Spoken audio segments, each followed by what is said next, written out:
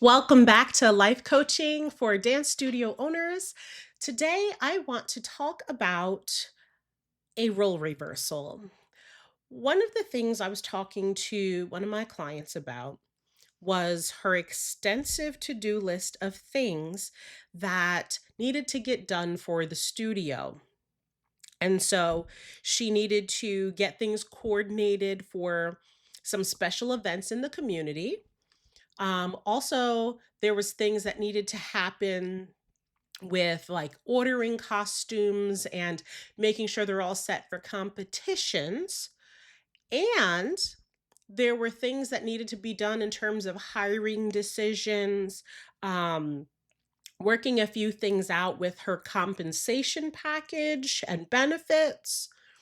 Um, and as she was just talking about all the things that had to happen and that she had to do, I could feel the weight of what she was saying, right? She's been in business for a very long time. And in the experience that she's had, she's felt as though the workload was just piling up. So rather than having more experience in business and kind of feeling like she had the swing of things, she was having more time in the business and had more, I'm going to say, less pleasant experiences with staff or with customers or different things. And so, um, as new things happened or some people left the organization, she just took it on herself. So basically, let's say she had a team of three people who were doing different administrative tasks or helping with things. And instead of hiring to replace them, then she just took it on for herself because these things need to get done. And this needs to get done. And I need to get paid for this. And I need to figure out these things. And this is what happens. So often, we as founders, owners, directors of the business, we see what needs to be done, what projects need to be started, and we add that to our personal to-do list. And I want to offer you this. What if you can reframe that? This is a bit of a mindset shift. What if you can reframe that your business needs to do those things, right? So instead of saying, I need to do this financial thing, I need to do this thing with events, I need to do this thing for performances, I need to do this thing for costumes, I need to do this thing for this and this and this and on and on. What if instead you say, the business needs to do these things? When you make that mindset shift and offer a different way of thinking to yourself, things look a little different. And so I'm going to give you a couple of examples to kind of explain this point a little bit more. If, for example, I find that I'm running ads and I'm trying to get new students into my business, there are new leads coming in, and I want to get them placed into classes and get my student numbers up, I could, on one hand, say, well, I have to get back to all these people. I have to make sure that they get into a class.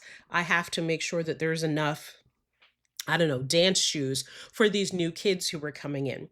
I need to make sure that the teachers are informed of what is happening.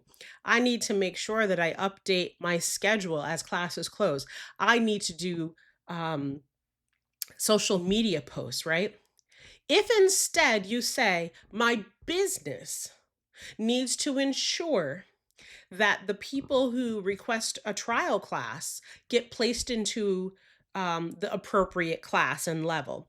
If instead you say, my business needs to ensure that there's social media posting to match what we're trying to fill in terms of classes. If my business is now responsible For getting back to these people, calling them back, answering their questions. If my business is responsible for these things, then instead of acting as a solopreneur, stage one, right? Instead of acting as a solopreneur, you say, this is what the business needs. Do I have someone to do that?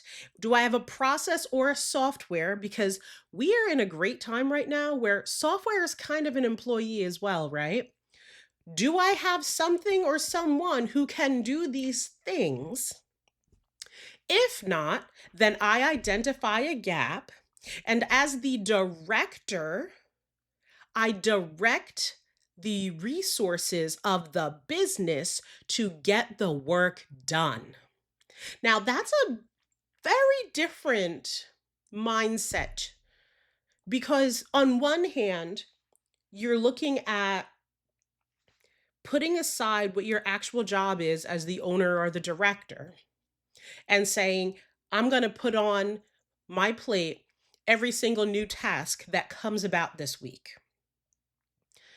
When you do that, you reduce your image of yourself and the value of your work because you've decided that what is imminent is more important than what your real job is. Let me say that again. When you decide to just take every new piece of work, every new project on yourself as the owner, you have decided that what is imminent is more important and more valuable than the work that you do and the job that you are responsible for.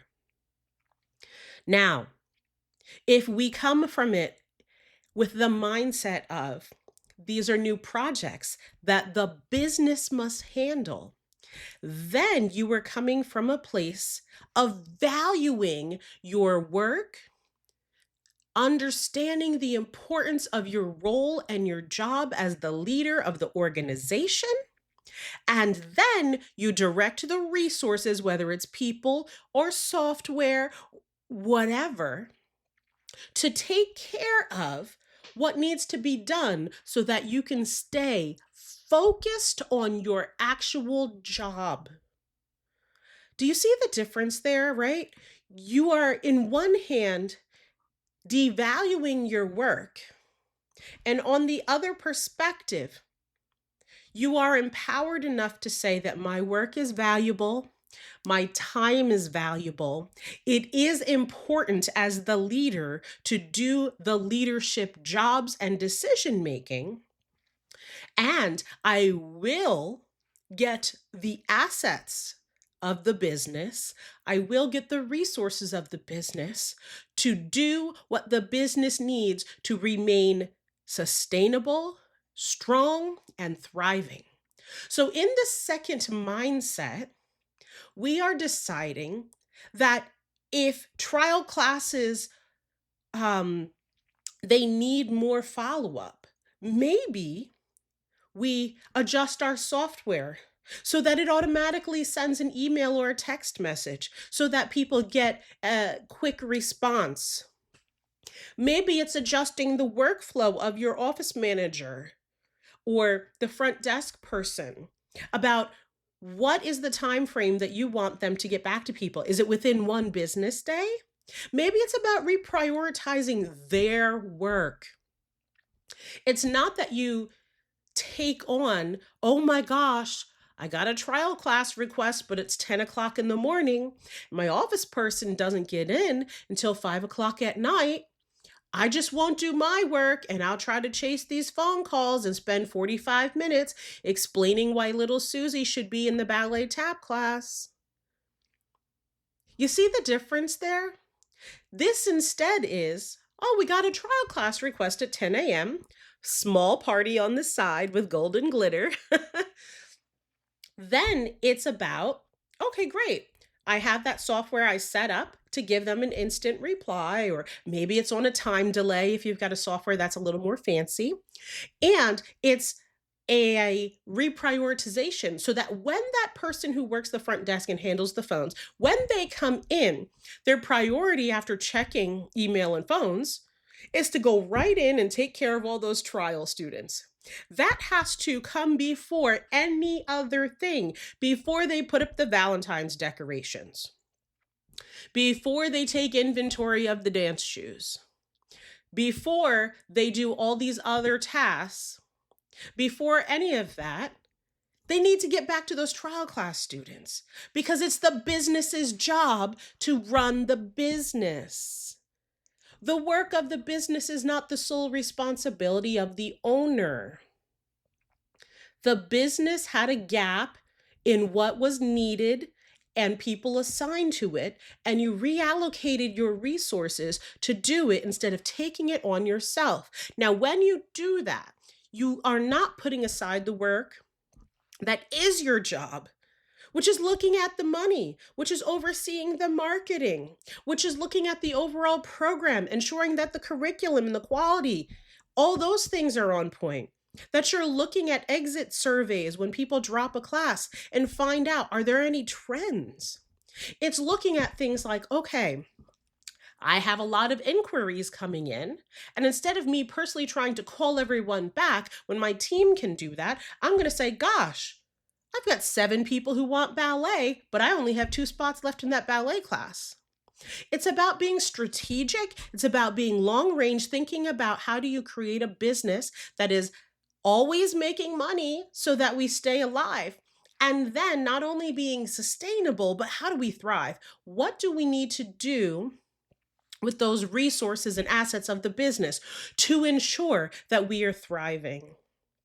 I'm going to give you another example on this where your business has a job instead of you taking it on yourself.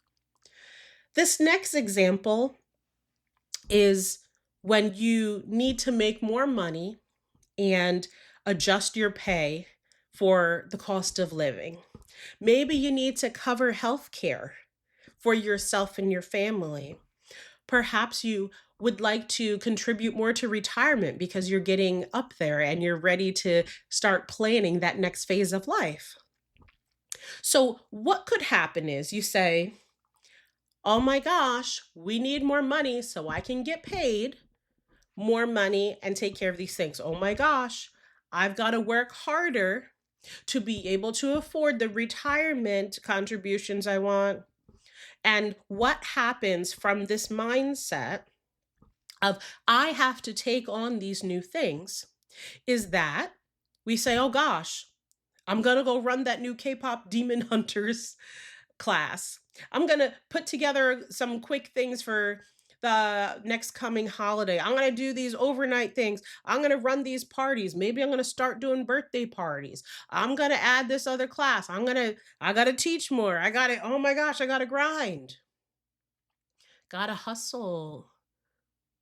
But what happens when you do that? Let's be honest. I am challenging you. I am challenging you right now because I have been there. I've done all the crapola. I've run the sleepovers. I've done all the things. I used to go to every single birthday party at the studio. What actually happens when you have the knee-jerk reaction that I need more money, so let me go hustle. Let me get out there and teach a Friday night class on, I don't know, acro ballet combo. What happens when you go out there and say, oh my gosh, we need more. Let me go ahead and slap together some other random thing in Canva and try to get more people drummed up. I'm going to have to teach another 4 classes so I can get the money. What happens? Let's be honest. When we come from that approach, we often find that things can fall flat.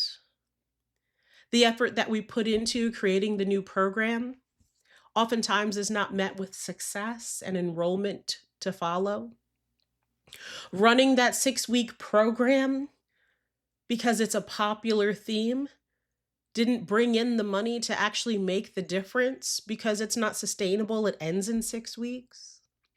Running extra birthday parties that aren't priced right adds more wear and tear on your building, usage of the air conditioning and off times, increasing your expenses, wearing and tearing on your body and your team. And then when you look at how much additional money went to you find that it wasn't even enough to make a dent in your goals. It's important to be honest right now.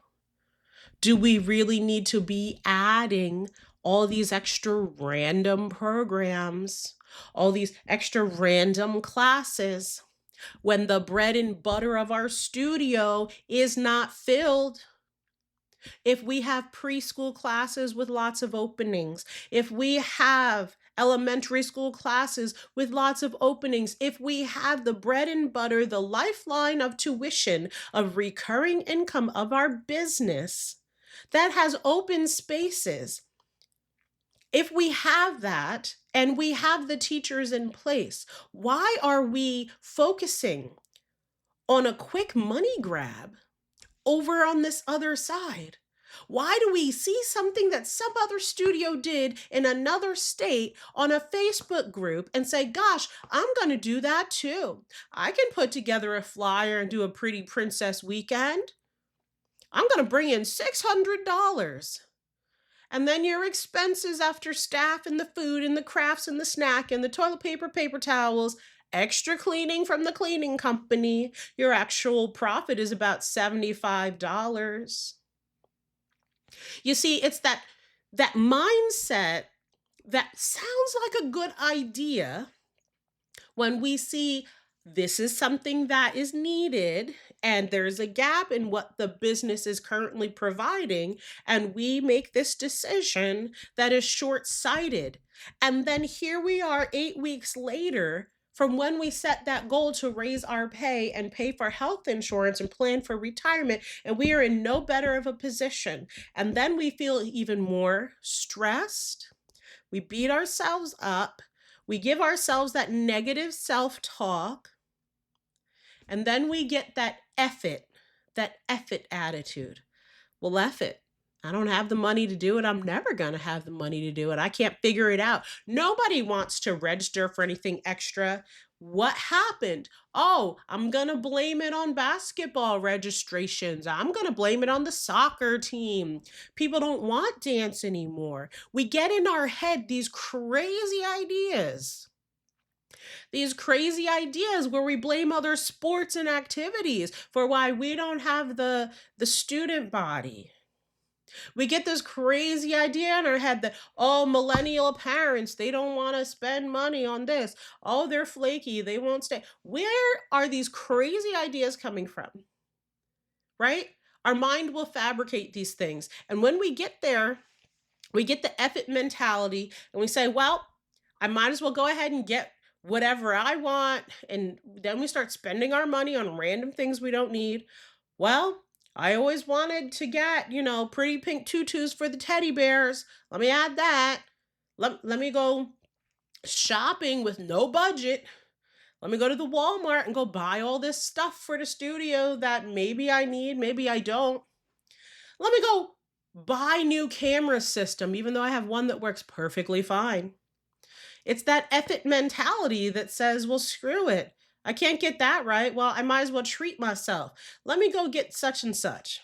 Let me go on a shopping trip, make myself feel a little better. Let me go out to eat and overeat, right? Let me stay up late and do this, like F it all, because I just need to do anything, something to feel like a success, to feel like I'm good enough, to feel like things will work out for me. I just want to feel good for once instead of beating myself up. And you get this F it mentality. And again, you're no better off than you were before.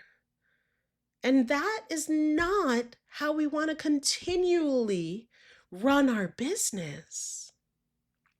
What if instead we say, I'd like to increase my salary by $10,000 this year. I'd like to be able to cover health insurance for myself and my family. So I'll do the health insurance premiums from the business. What if we say, I'm going to start a retirement account and I'm going to talk to brokers and find out information. What would work best for a small business of my size?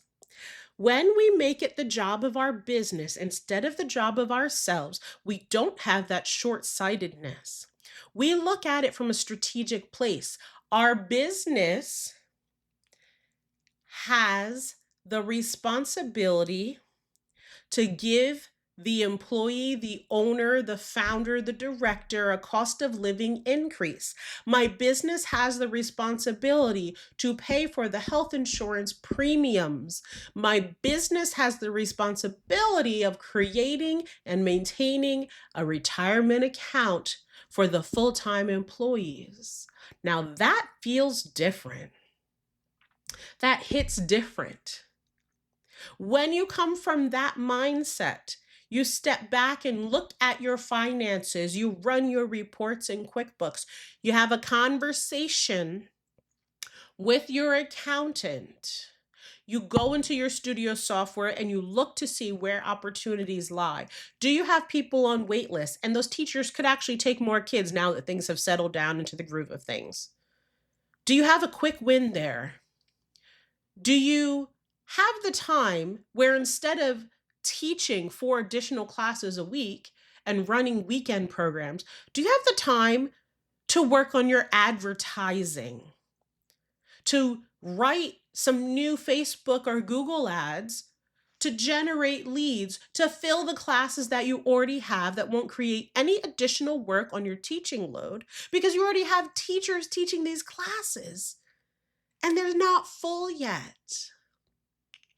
Do you have the ability, as you look at your current season and your upcoming summer season or fall, whatever it is, do you have the ability within the business to increase prices by a percentage that would not only take up that cost of living, but create the additional margin for you to have the retirement and health insurance premiums paid for by the business? When you take this broad, high level view of your business, instead of down in the weeds, you can look and say, okay, we have this many students. This is the average tuition per student. Plus, we add in what the average is that we get in ticket sales and costumes, right? So now, strategically thinking, we can look at that performance and say, you know what? If I add $7 to everyone's costume, then I multiply that. Wow.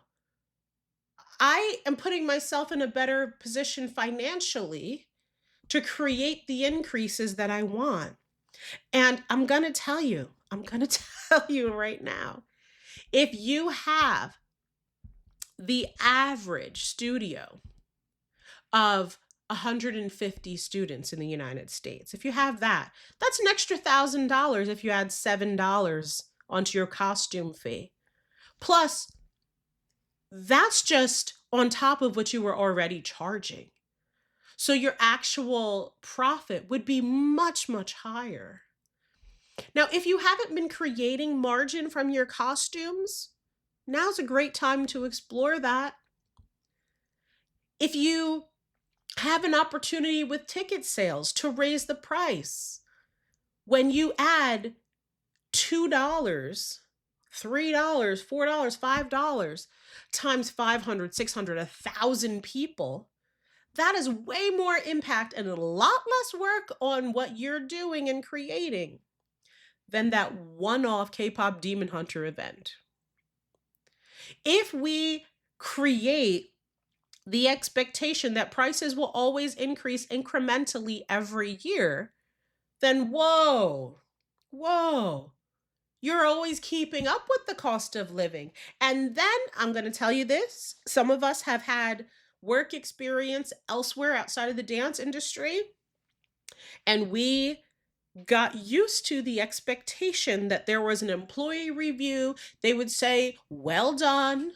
And then you'd get a percentage increase. We were waiting for someone else to give us a raise. But when you're the owner, you got to do that. You've got to value what you bring as an asset to the business, and you give yourself a raise, right? Because you're the director of the business. Your business has the responsibility to create a cost of living increase. Your business has the responsibility of creating the retirement account. Your business has the responsibility of the health insurance premiums.